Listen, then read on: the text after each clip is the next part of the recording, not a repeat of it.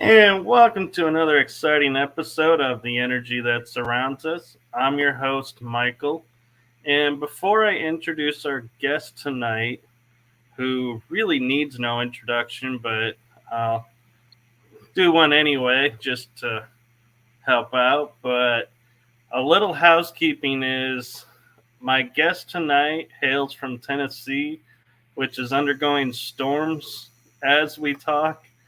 So if you see her drop out, it's not that I didn't like what she was saying and booted her from the show. It's just Mother Nature having her fun. So we'll do the best we can. And as I like to say on this show, it's all the fun of a live show.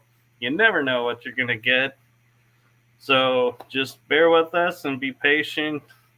So far, she's been popping back in. So hopefully that trend will keep in. But with that being said, it is my distinct honor, pleasure, and blessing to introduce Gena Carmon, a.k.a. the Ghost Girl.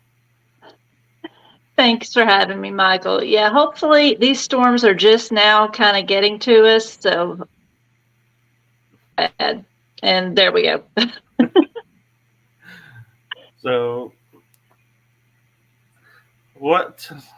what is it like being, well, actually, before I even do that, why don't you give a little bit of background for those who haven't been on TikTok or on Facebook and seen all that you do? Okay. I've officially been a paranormal investigator for a little over 10 years. And I say officially, that's, actually seeking out locations with equipment, but I've always had an interest in anything paranormal, ghosts, since I was a little girl. I would always be the one coming to the slumber parties with a Ouija board going, okay, let's talk to dead people. And so I've, always had that passion, seeking out things like that. Had my first really about 21, and my first shadow figure, and so I've just been hooked ever since.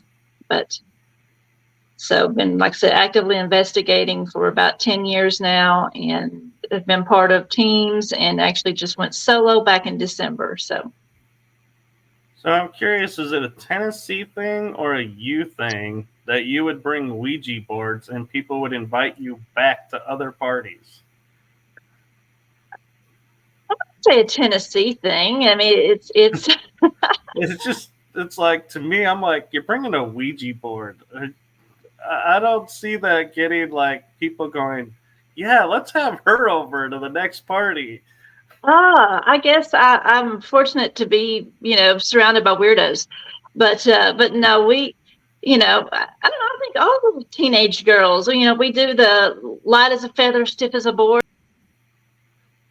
Bloody Mary in front of a mirror, all the things like that to scare each other. So, Oh, so it was a teenager. I'm thinking little kid, like elementary school parties going, well, wait a middle minute, school, middle school.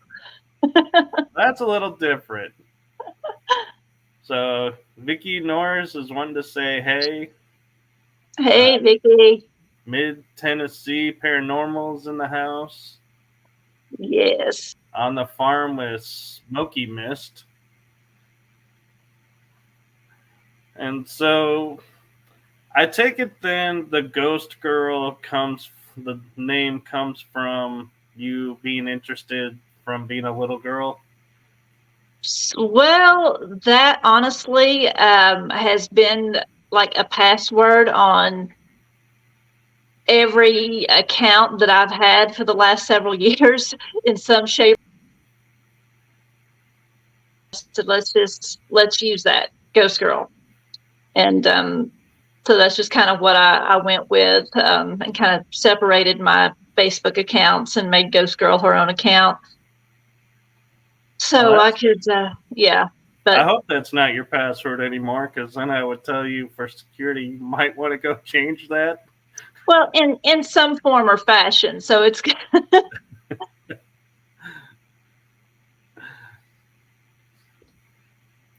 But, oh, on the farm with Smoky Mist says we're actually the Tennessee Haunted History Research Team. Miss Cheryl. So, Yeah, what this got you started in the paranormal? had the first, like I said, I've always been intrigued by anything like that. But when I was about 2021, saw my first actual shadow figure. Uh, didn't realize till just a few years ago that it was, the Hat Man. I don't know if you ever heard of the Hat Man, but I have. you haven't? I have. Recently, I've Oh, been hearing a lot about the Hat Man. well, I didn't realize that was a thing, and other people had seen it too until just a few years ago. But that's what I saw in the corner, moving, watching, and so that still is so vivid in my mind. And ever since then, it's I have been. And then about 10 years ago, I realized that watching the shows on TV, people actually do this. So I started seeking out location my own for several years, and then joined a team. So Very cool. Mark Williams from Mark Williams Ghost Adventures says hello. And Vicky hello. Norris is asking, what is Gena's most memorable moment while doing investigations? Gosh, most memorable moment. Actually, um, one of my favorite locations is probably Trans-Allegheny Lunatic Asylum. That was one of the first places that I ever investigated what I call the paper boo. But had some really wild things there. A lot of great spirit box activity. One of the times I was there, we had some people in our group take a picture, and there was actually down a laundry chute where a lady had tried to escape and had gotten stuck, and nobody found her for days. But when they took a picture, there was a face looking up at them, and they did two in a row, and they left. So I mean, that place is one of my favorites. Scariest moment probably was with my old team. We were in the middle of the woods in an area that's kind of known as no man's land. And we all heard a woman yell for help. And there was like 4 of us, but each of us heard it from a different direction. So it was like we were trying to be separated. So that was kind of one of the spookiest moments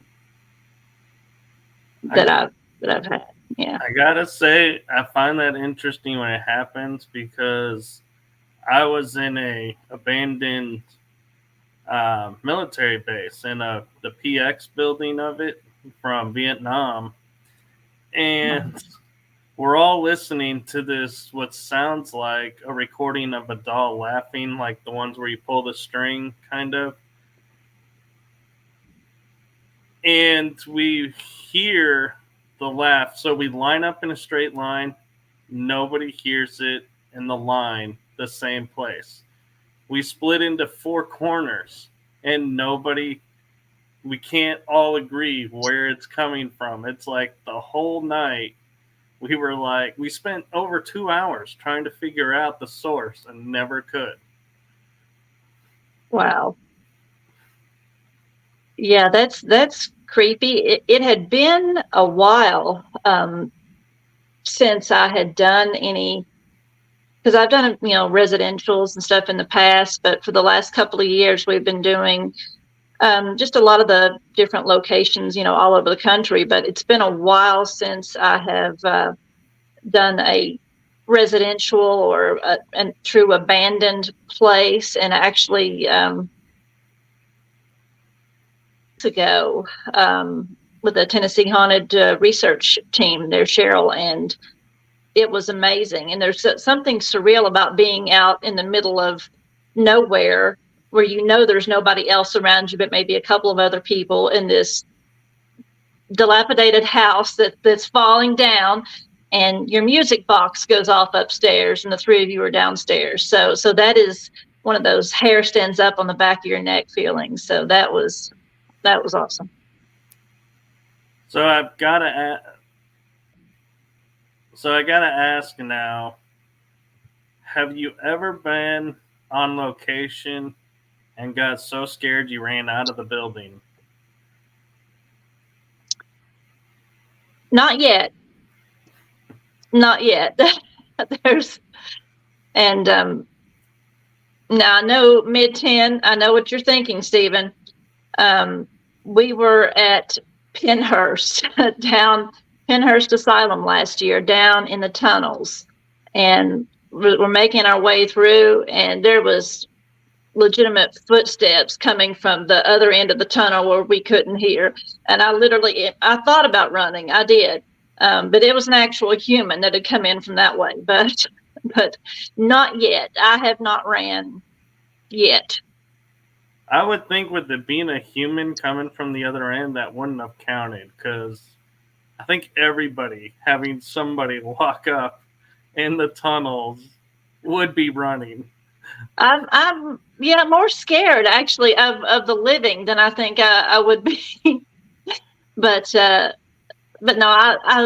I'm waiting for that place that scares me that much, though. I haven't come across it either yet, but fingers crossed when I do, it's in a safe place to run out of and not be like, am I safer inside with the spirit that's coming at me or outside with what's going on out there? Probably. Now, we had some crazy experiences last year at Hinsdale House in New York. I was with Mid-10 that's watching now. And the whole time, as soon as we got there, it was off balance, just a weird feeling. And he never goes on these things, but he went on this big trip and he was just like, no, I don't like this. There's something about this place that's not right. And so the whole evening, you're getting the general, get out, leave. And so naturally we slept there. And so we who's also, the he? Because you kind of popped out when you mentioned his name. my husband. Oh, okay. Yeah. he did not want to be there. He said there's something not right about this place. But so of course, we slept there, and we all slept in the same room and left cameras running all night. And the next morning, we got up, and my husband was sick, throwing up. And I said, he said, I just want out of here. But it wasn't until a few days later, when Stephen was checking his camera, we had a motion light on the stairs in the other room that kept going on and off all night. And then while we were asleep, something sticks its head or something comes up over the back side of the couch where my daughter was sleeping. You see a black figure come up and pop back down. And we were all dead asleep, have no idea what it was. So, yeah, that's not a comforting feeling. Can't wait to go back. And to me, that's the funny thing about paranormal investigators. So the funny thing to me about paranormal investigators is we have experiences like that, and most normal people would be like, no. Our answer is we want to go back, and not only do we want to go back, we want to talk to who that was. Exactly. We run toward it and not away from it. And Mid-10 says something about there we go. Mid-10 says something about a paranormal cow. There was cow noises. Hinsdale's kind of in the middle of nowhere on the top of a mountain. No cows anywhere around that we were aware of, but he got some weird, what sounded like cows on audio from overnight. So who knows? The place, it's very interesting. Right. So just a reminder to everyone listening on the radio, if you hear me repeat, it's because our guest, due to Mother Nature, has popped out and popped back in. So I'm making sure she hears the questions. So don't worry if you're hearing repeats. It's okay. Your radio is working just fine. With that being said, Vicky Norris is asking, what's your funniest moment during an investigation? Funniest moment.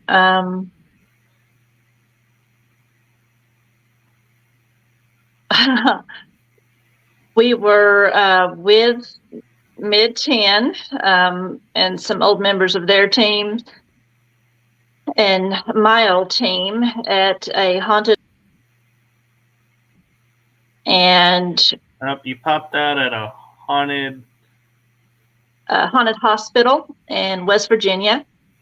And we had set up a motion sensor alarm, really loud siren.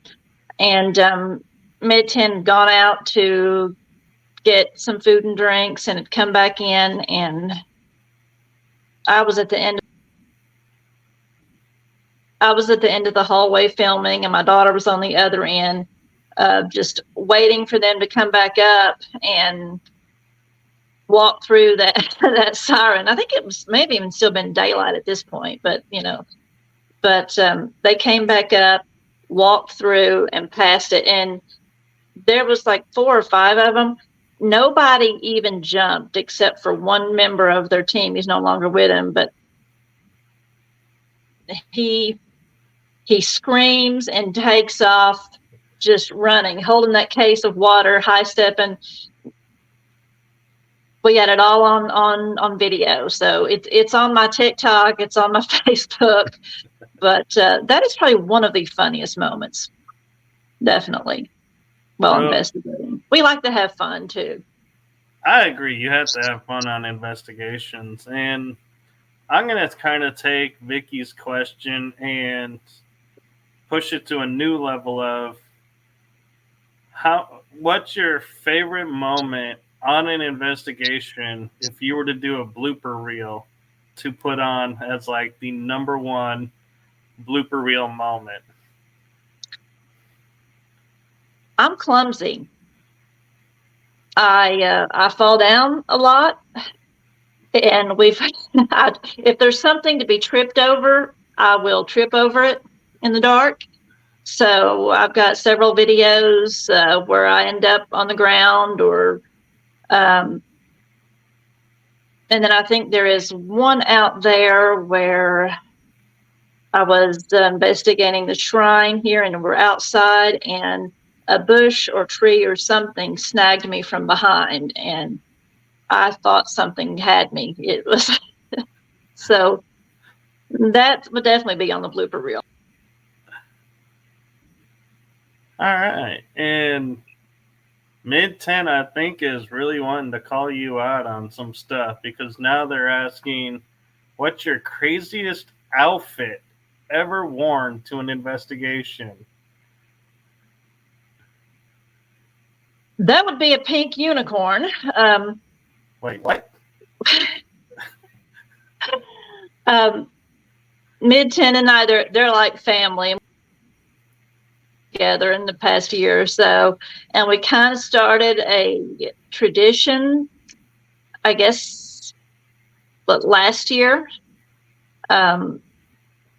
And it was getting close to Halloween, and we had a lady with us that does photography.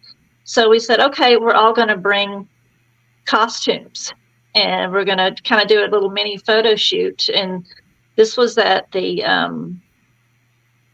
McIntyre Villa in beautiful old Victorian home. And so we all dressed up in costumes, and I had one of those huge inflatable pink unicorns, and Stephen was a shark. Terry had something spooky, so we all looked ridiculous. And then I've also got an inflatable hippopotamus, so that's kind of been a tradition now of the last several investigations. Everybody will bring a costume, and before we go, we'll try to get a group picture of all of us looking ridiculous. So I have to say, I find it impressive that you actually pull off the group picture. I have been on several investigations where we're all like, the first thing we're going to do is a group photo. And then at the end of the night, everyone's leaving and we realize we never took the group photo. We take about a few minutes, and gosh, one of these last ones we had, I don't know how many, like 10 of us, and everybody, we had the hippopotamus and unicorns and sharks and dinosaurs and the whole, it's crazy. A pig.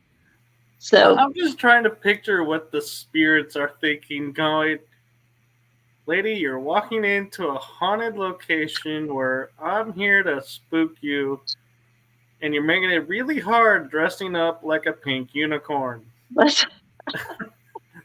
it's not always at the beginning of the night. Sometimes it's at the end. But no, I mean, I think it helps the energy. I mean, we have fun with it, and so it kind of keeps it lighthearted. And yeah, Mid 10 is saying we get great responses. So Vicky has a really good question for you. Keep them coming, Vicky. I like your questions. So Vicky is asking, if Gena was asked for advice from a new investigator, what would be the one thing she would tell them? Just one. Not everything is paranormal. Debunk everything, because 90% of it can be explained. And it's actually true.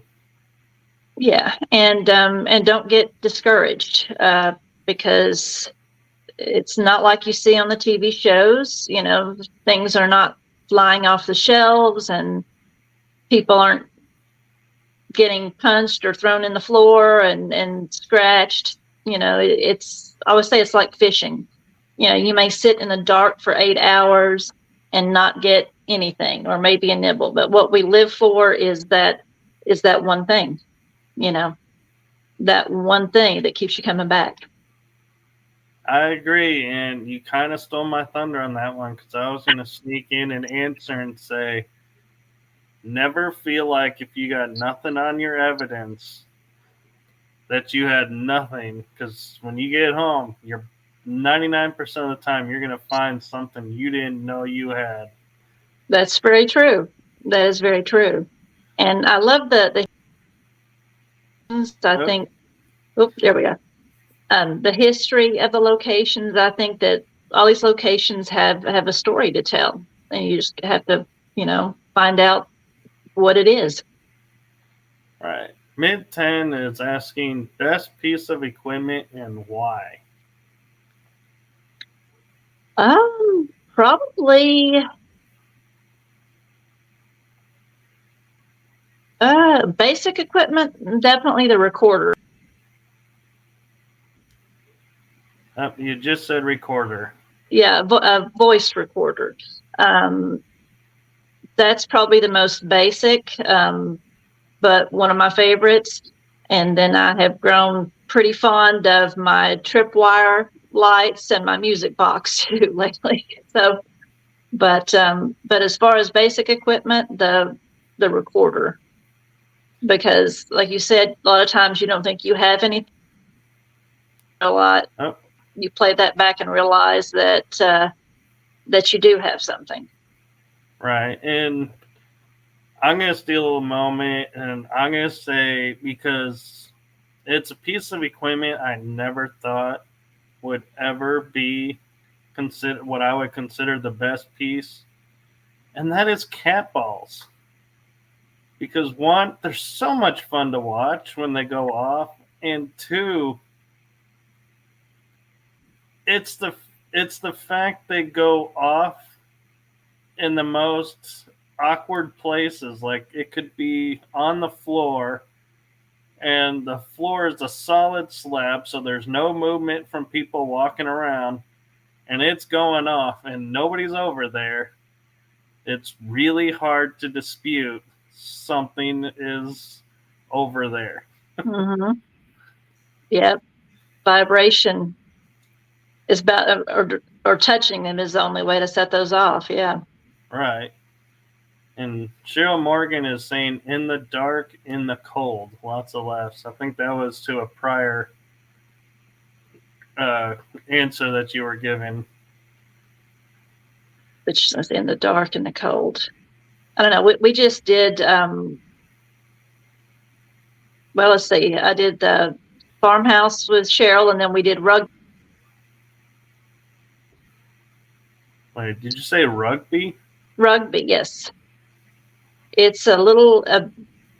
Well, it's run by the historical society now, but it was a Victorian um, town in Tennessee that is pretty much abandoned.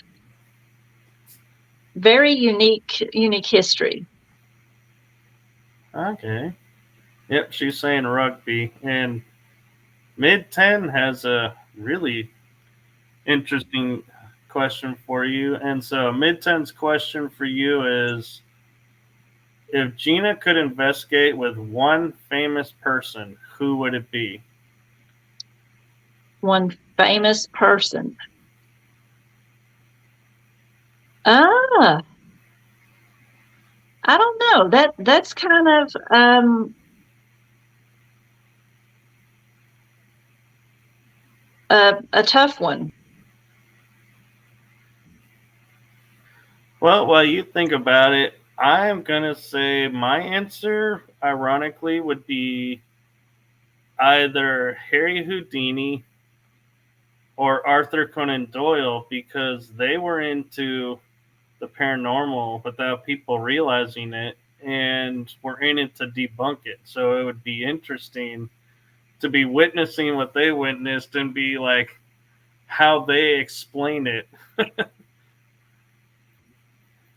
Um, Probably. I mean, well, of course, Ed and Lorraine Warren would be most, Right. I think that's on everyone's wish the list. king and queen of paranormal.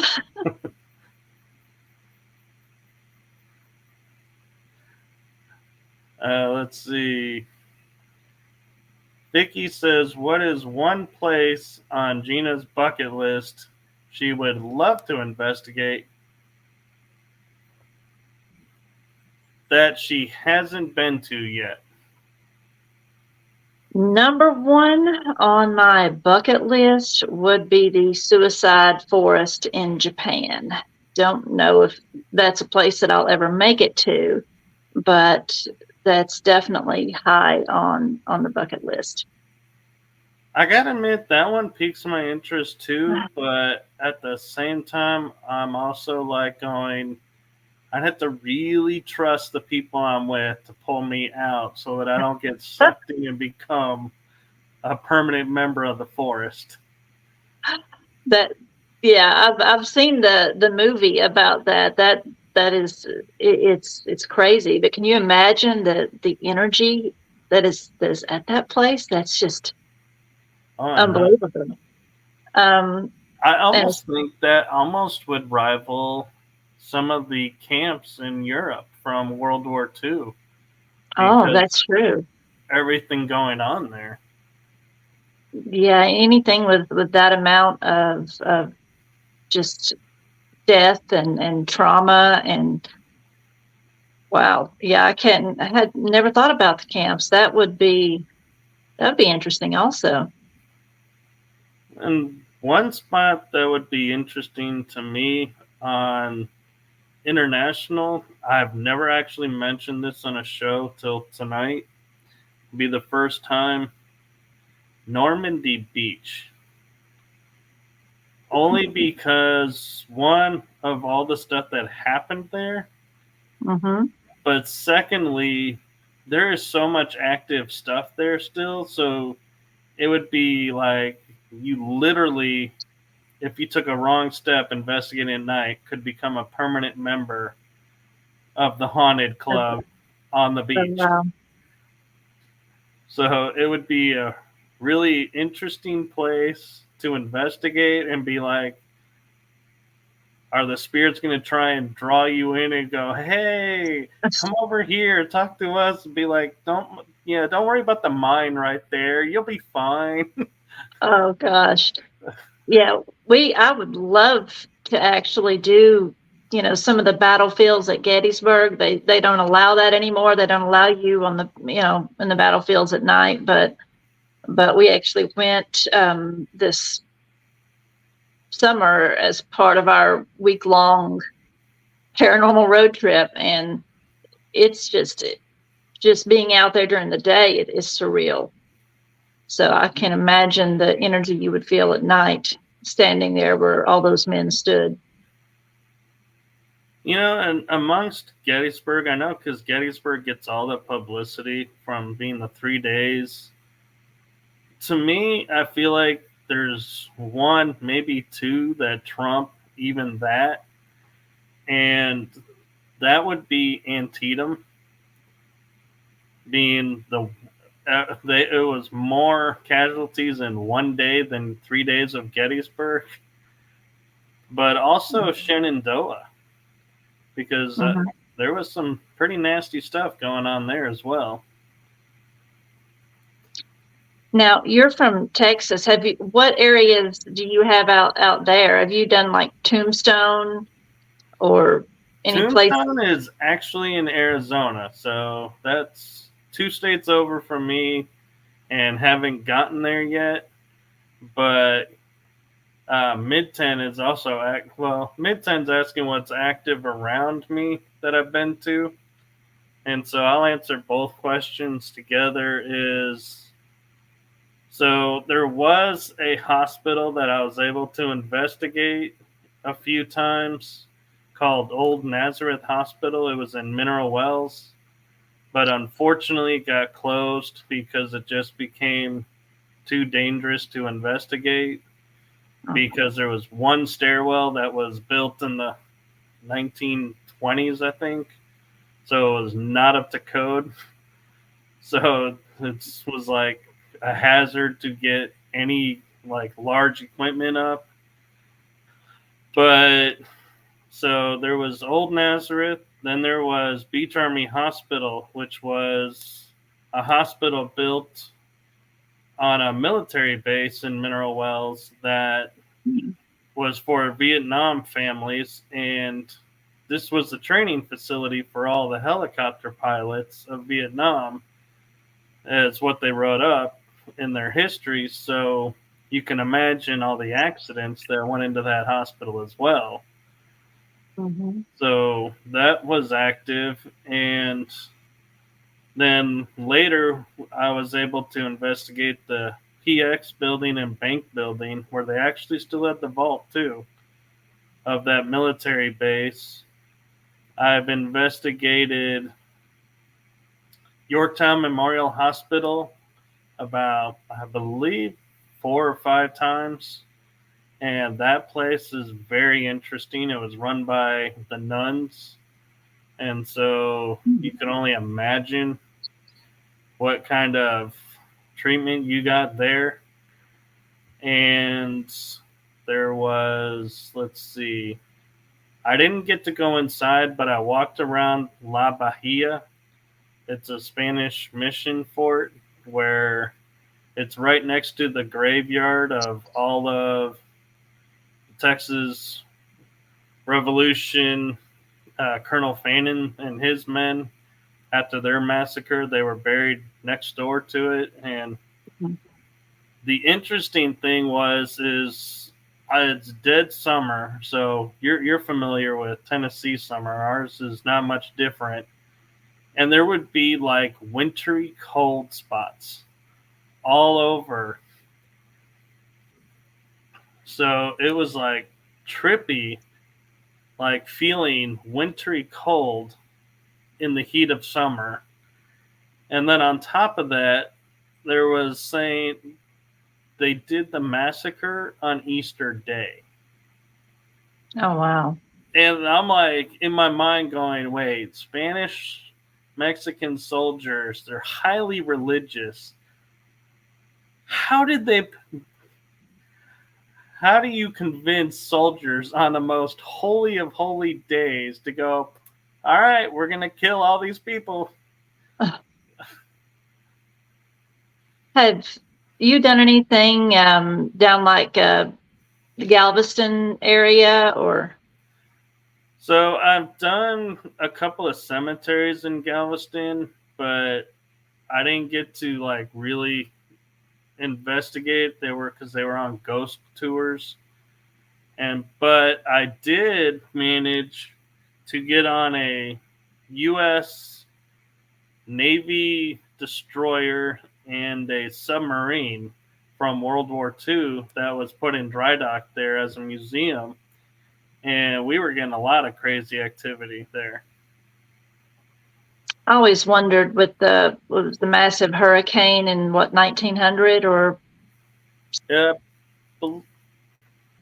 believe it was 1900, maybe 1903. But can you believe that's still the worst hurricane with all the ones we've had recently? mm-hmm. They had no warning or anything, did they? I mean, it was just they say Well, as many as 10,000 people lost. so they did have warning. However, the Corps of Army Engineers put the warning tower like on the other side of the bay. So as the storm surges are coming in, to get to the warning tower became impossible. So that's why it's recorded as there was no warning, because they couldn't get to the warning tower. They didn't think that through to say, yeah, let's kind of put the watchers by the warning tower. Let's not put them on the other side and cross a have them cross a bridge to get there. But yeah, and one of the craziest stories too was, in your mind you get it in the moment, is nuns would tie from the orphanage the children to a rope to them and would be walking through the city, and they were getting caught in the floodwaters. So while the kids are trying to swim to safety, they can't get away because of the other people tied to the line So that's why the count was so higher than normal, was because they thought they were doing this great thing to keep everyone together so they wouldn't get lost in this chaos. And it ended up being a worse scenario. Yeah, it's and I admit this, I have a morbid fascination with disasters like that. Is that the paranormal investigator, or am I just weird? I don't know, because I always grew up and I was like, okay, so I've experienced a blizzard living in the north. Living in Texas, I've been on the edge and on a cruise ship. I was on in the tail of a hurricane. I actually Oh, was on wow. the Atlantic during Hurricane Sandy, going through the tail end of it. And so I'm like, I've done hurricane. I had 9 tornadoes near my house in one night, so I've done tornado. And so it's like I have a checklist of now of like these, like you're saying, bad weather scenarios. Which ones have I checked off my list, and what do I have left? So I don't know. Maybe it is a paranormal thing, because I'm a paranormal investigator. You're a paranormal investigator.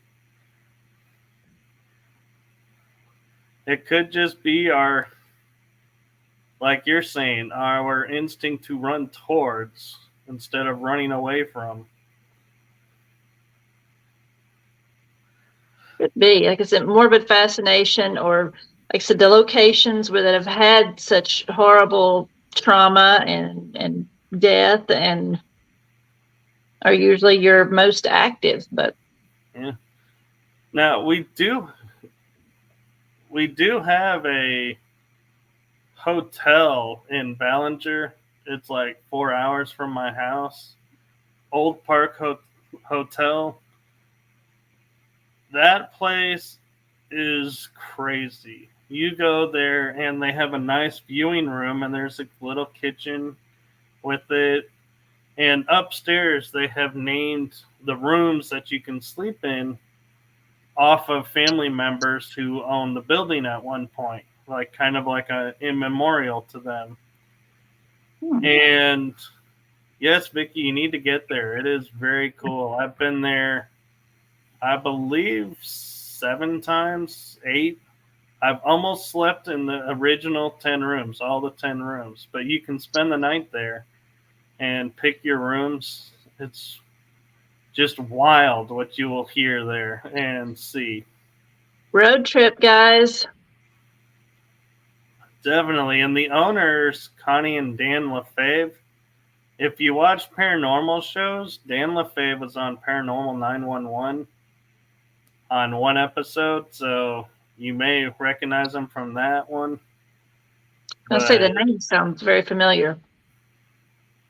yeah, a lot of Ghost Brothers have been there. I got to meet them there.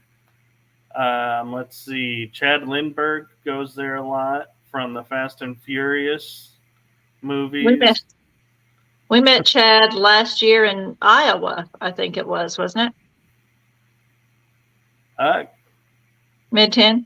I'm Chad. like, yeah, I'm like, I can't answer that. I'm not sure, but I'll take your word for it. But yeah, and there's a lot. Mustafa goes there a lot from Ghost Hunters. Mid-10 sends, yes, you did meet them there. Okay. And Vicky says, I'm down. I have not been to Texas. That's one step. Well, that I've not been investigated in. So that will definitely. Well, if you ever come over this way, let me know. I'll take you to a few spots. Yeah, I would love to do some areas in Texas. Louisiana is another state I would love to hit that I've not been to. Arizona. Yeah, Louisiana's got a couple of spots I've been to that are really wild. There's DeRitter has the Gothic Jail, and St. Francisville has Myrtle's Plantation. Mm-hmm. Those are 2 spots I've investigated in Louisiana. And Arizona, the only thing I've investigated in Arizona is the Grand Canyon, one of the hotels, and that was for like 5 minutes. So the story behind that, why it was a 5 minute investigation, is they have a painting in El Torvino, I believe it's called, the hotel, that's of the owner, and it says he will not let go of his money. So he watches everyone that's in there. So no matter where you stand, the painting is watching you. So I thought I would test this theory. So I go with my cell phone. So I have my cell phone from the left, walk across to the right, keeping it flat. And I kid you not, through the entire video, it lasted like maybe 20 seconds. It's a little bouncy because you're walking, but I swear the eyes never left my phone. So you left?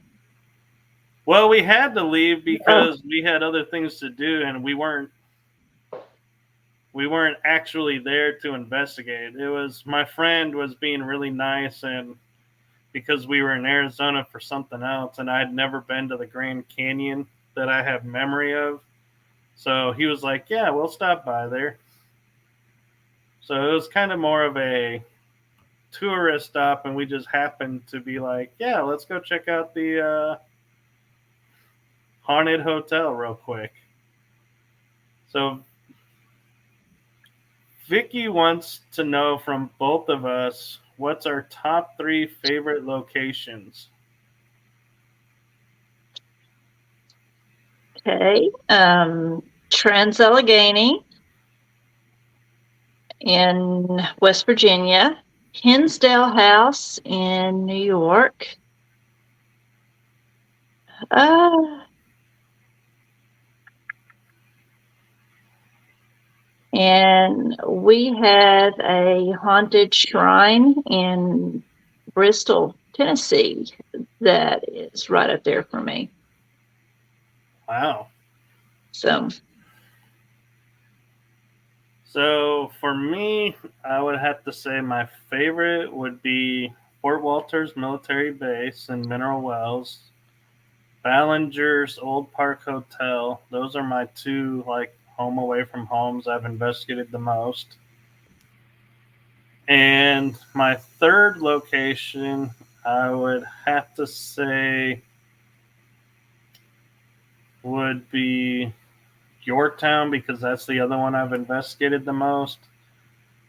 But there is a location that I investigated equally as much, to where I had done 6 or 7 investigations at, was in Oklahoma, was Broken Bow Asylum. But unfortunately, the owners of the Broken Bow Asylum decided they were going to make it a different type of property, so they closed the haunted location, so you can't investigate anymore. But I list that one in memory of it, along with the old Nazareth Hotel. It's sad when locations are closed. yeah, I'd love to be able to save some of those old buildings. I know. So I'm kind of curious because Tennessee has such rich history. And I mean, I'm talking like Daniel Boone and a lot of those type stories, the Wild Frontier. So I'm wondering, do you feel like those adventures and everything, those tall tales, so to speak, lead to some interesting paranormal locations and experiences in Tennessee, or not really? I think, well, we have a lot of, Native American history. We have Civil War history, so I think that definitely helps.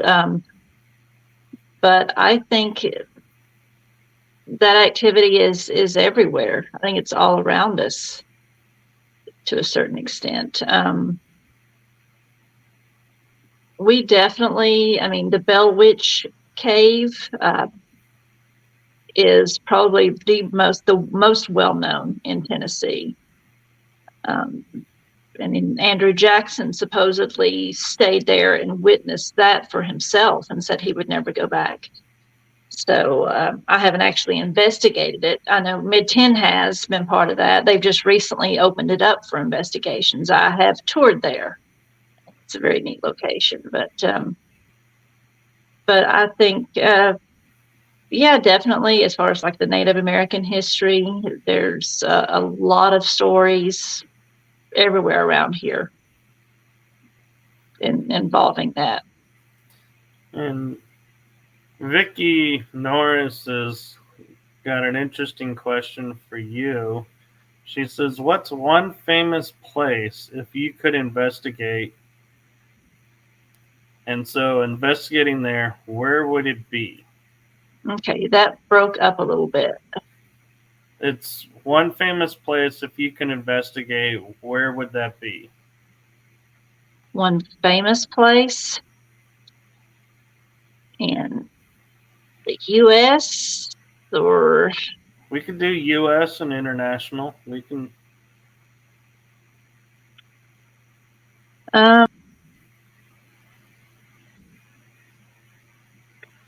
There's a number of like prisons, and I have a thing for prisons and asylums and things of that nature that I would still like to do here in the U.S. So you actually cut out. So I don't know if you listed your famous place there Any like prison or or. Okay. asylum. Yeah. I just was making sure because it said you were saying something and then you came in and go, well, I like prison, so I was making sure you didn't say something that we missed it, and we don't go, okay, we're gonna assume her favorite place is. Yeah, I mean any prison that I've been to Brushy Mountain. I've been to West Virginia State Penitentiary. So there's several others that I would love to hit. I'd honestly love to see Skinwalker Ranch. I Also, know. I'm really, as far as the whole cryptid side of the paranormal, don't know how much. I don't have a whole lot of experience with that, but as far as aliens and things of that nature, I certainly believe that kind of thing is out there. So I mean, so I I would would. be happy with Skinwalker Ranch to just be at the gate and take a photo, like a selfie of the gate, and be like, I was here, I seen it. I would be like, yeah, that would just make a day.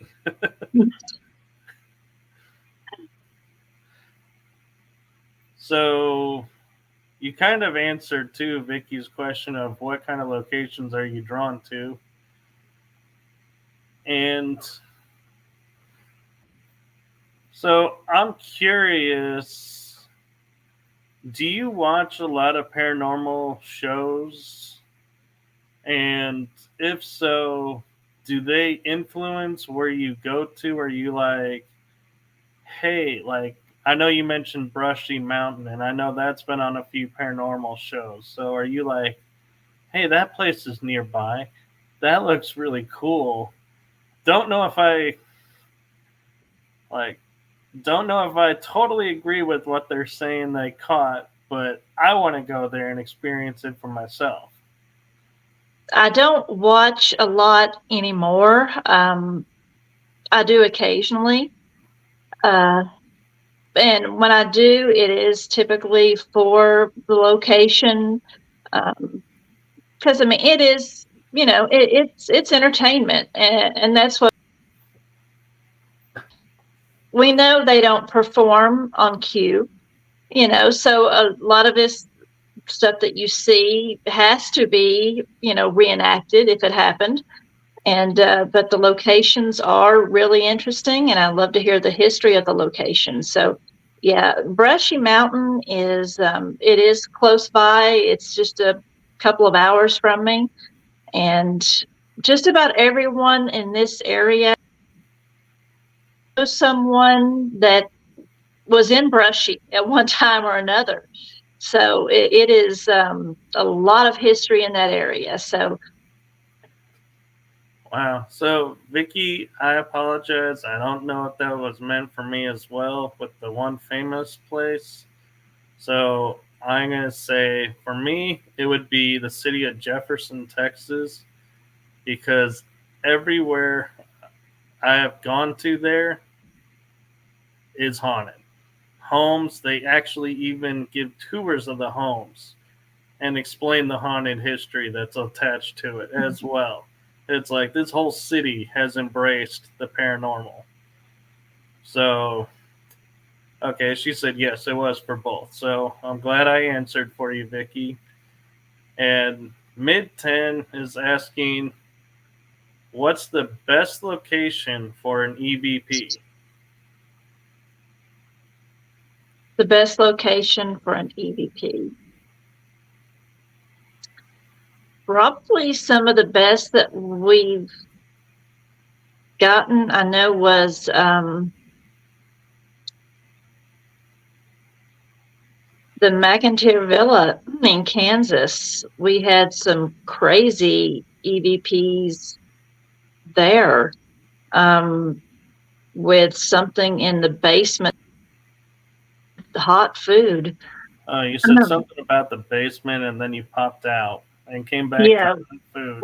we had some incredible activity and EVPs in the basement there. I kind of felt like somebody was kept there, and we had this really gruff, crazy voice and of a man who identified himself as Franklin, and he wanted food. And what kind of food? And he said, hot food. And so one of the first things we asked the next morning to the owner was, what names have you gotten down there? She said, well, we get Frank. And we're like, oh my God, that's Frank. So yeah, we had some good EVPs, some interesting things there. It's almost like he was yelling at us, or I felt like there may have been like mentally challenged or something.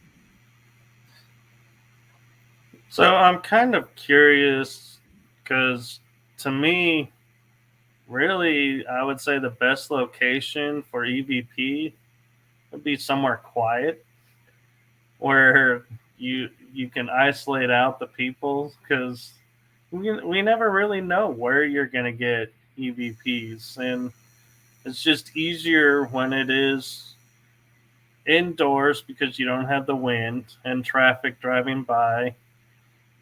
But that's my personal take is, I don't try to go, yeah, I'm going to go to this location because I know I'm going to get an EVP because I really don't.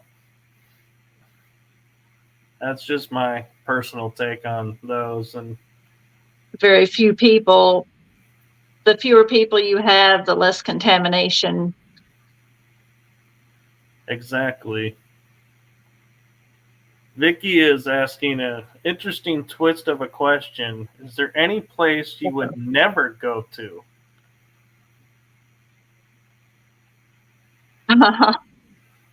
um,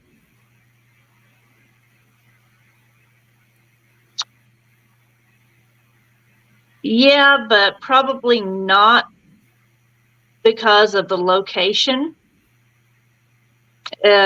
just due to the drama that surrounds some of the people there. And it's not a location that I've ever been to yet, but it's one that I've recently said that I wouldn't go to. There's so much drama now in the paranormal field that I hate to see the people that own these locations or run these locations being unprofessional, and that's not something I want to pay money to do. I agree, and I can respect that. And yeah, we don't need to expound on that. That pretty much hits that nail on the head. And for me, one place I would never want to investigate is kind of ironic because I love the water so much, but like going down to the Titanic. I Oh, would not want to go down to the Titanic and walk around the wreckage in the suits or anything, because I just know if something happens in the water, like a shark comes out or something, you're gonna react, and then you're gonna end up possibly getting the bends, and so it's like not worth it to me. oh, that would be. And can you imagine the pressure down there that like one little thing goes wrong and Well, yeah. I know, and then the creepy feeling of knowing you have nowhere to run. Literally, it's like you're in water. You can't run. Period.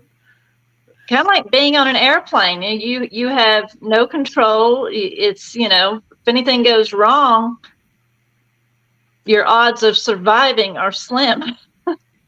Very true.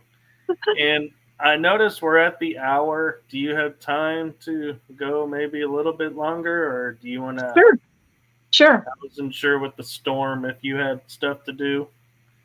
I've not heard anything going on out here yet, so I think we're still.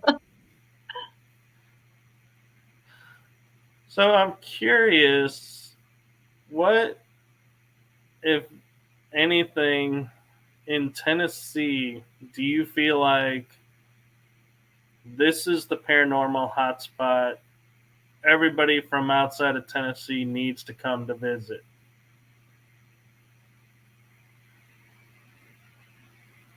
Probably Brushy Mountain is definitely one of my favorite spots that I think everybody should see. Um, like I said, due to it, Oh, it was it was known as the end of the line because most of the time, once you went in, you didn't come back out. so, So so we you actually cut out. So I'm not sure what was the end of the line. Brushy Mountain was the Oh, end okay. of the line. Yeah, because once you were in there, most of the time you didn't get to come back out. So it's a incredibly interesting location. Even if you can just go there to visit for the day, some of the guides there were actual guards or even prisoners that can tell you, the history of the place and what happened when they were there, that kind of thing. So that is probably the hot spot that I think everybody, and I love prisons. So, but I think that everybody should definitely visit if you get the chance. But see, to me, that's a little surprising when you consider the conditions there and you were a prisoner there.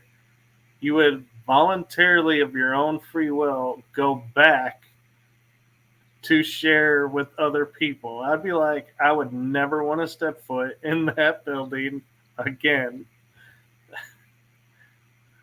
One of the little guides, he's very funny. He was in there, and I forget how many years he actually served, but he was in there for blowing up a country club.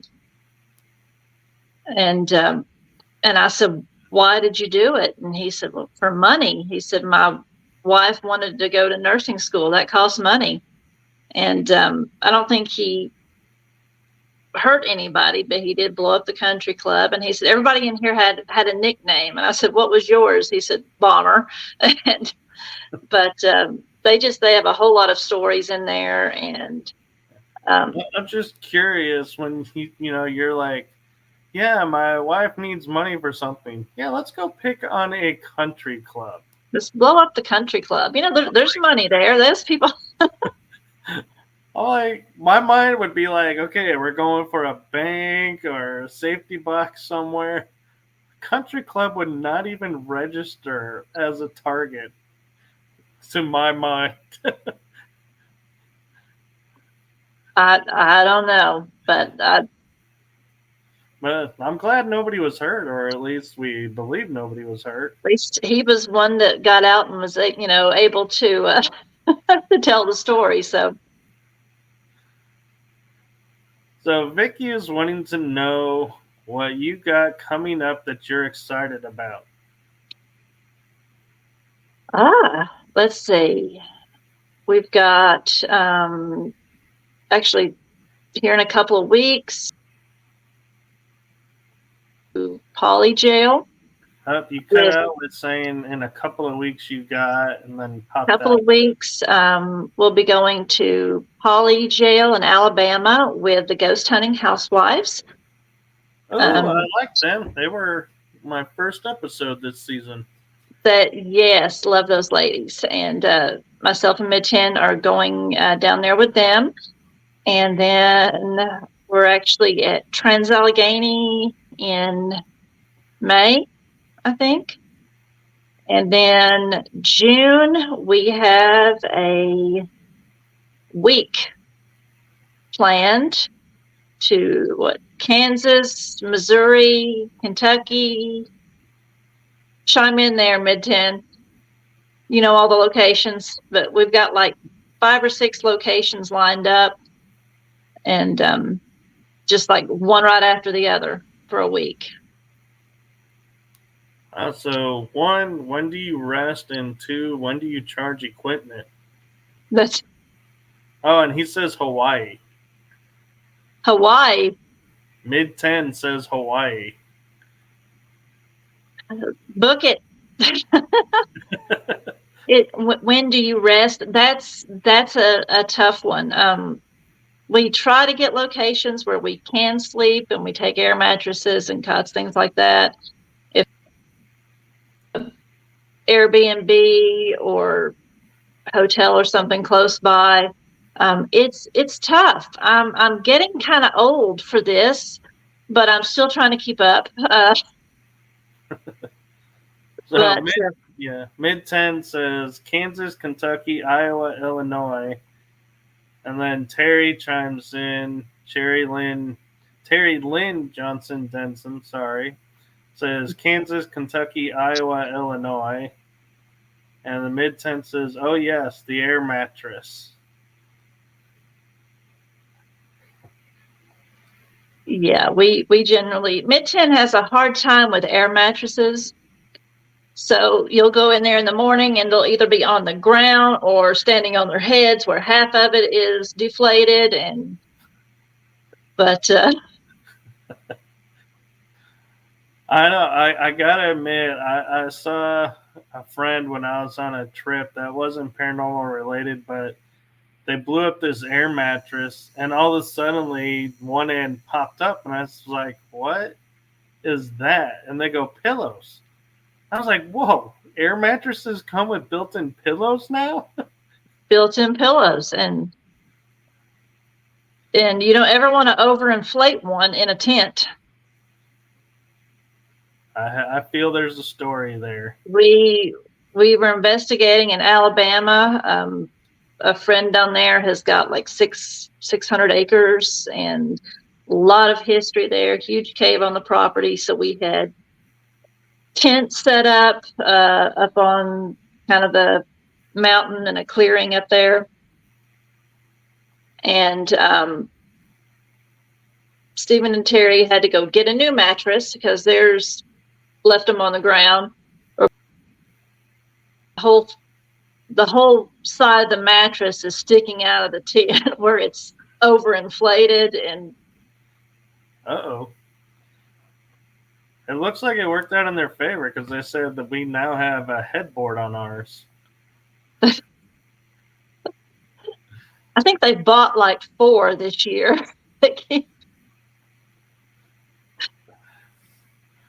So I'm curious. One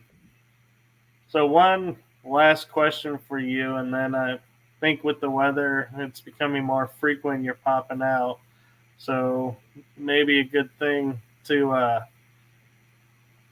call it before we lose you completely. But the one question I have is when you're looking at locations and like out of state, in state, what's the criteria you look for to say, yes, we are booking this and going?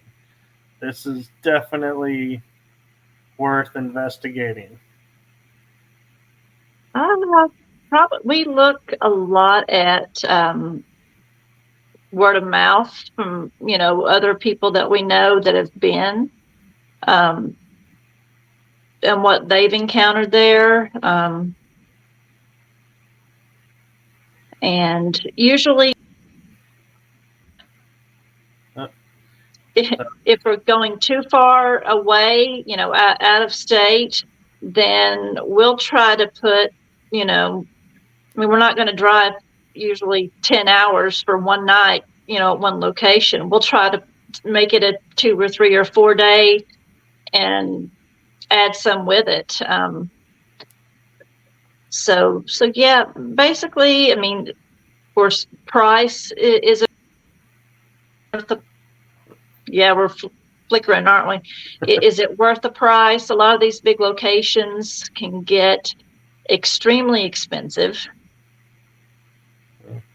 So I'm curious, when you do the long road trips, are you one of those? I admit I am, and my old co-host Carla, she was one too, that it doesn't matter what time your investigation is, you see a cemetery, you pull over and you go pull over and investigate that cemetery.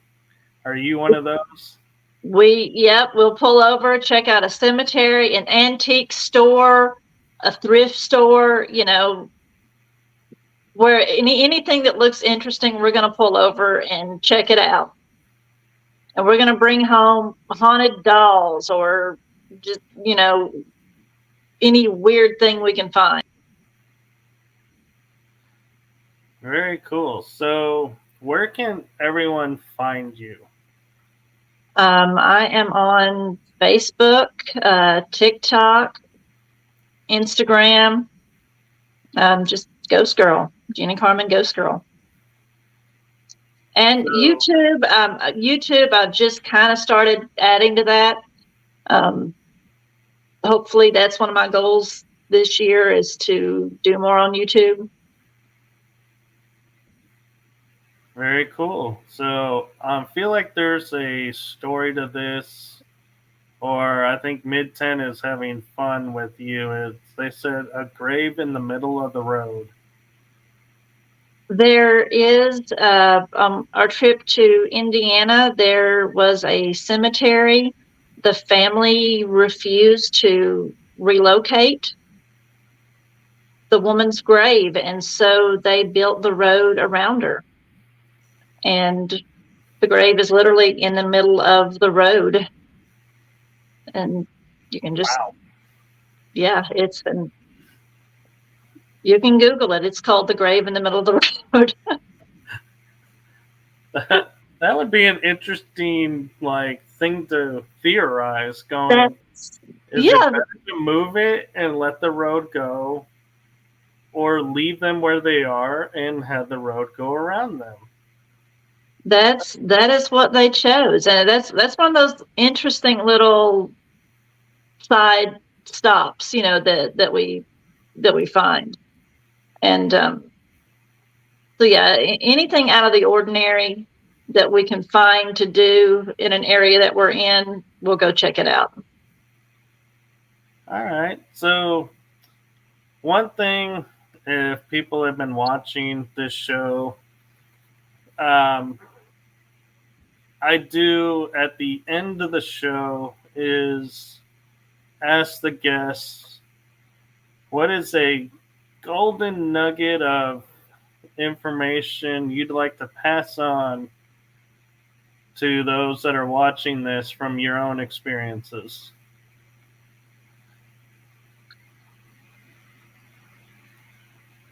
Above all else, be kind. You're not always going to agree with what everybody else is doing. Your methods might be different. You may not have the same beliefs that they do. You may not be able to stand the person. If you don't like it, just keep scrolling. Social media is horrible right now, I think. And people are very intolerant of anything that they don't like, and they feel like they have to give their opinion. And just keep scrolling, go do your thing and be happy.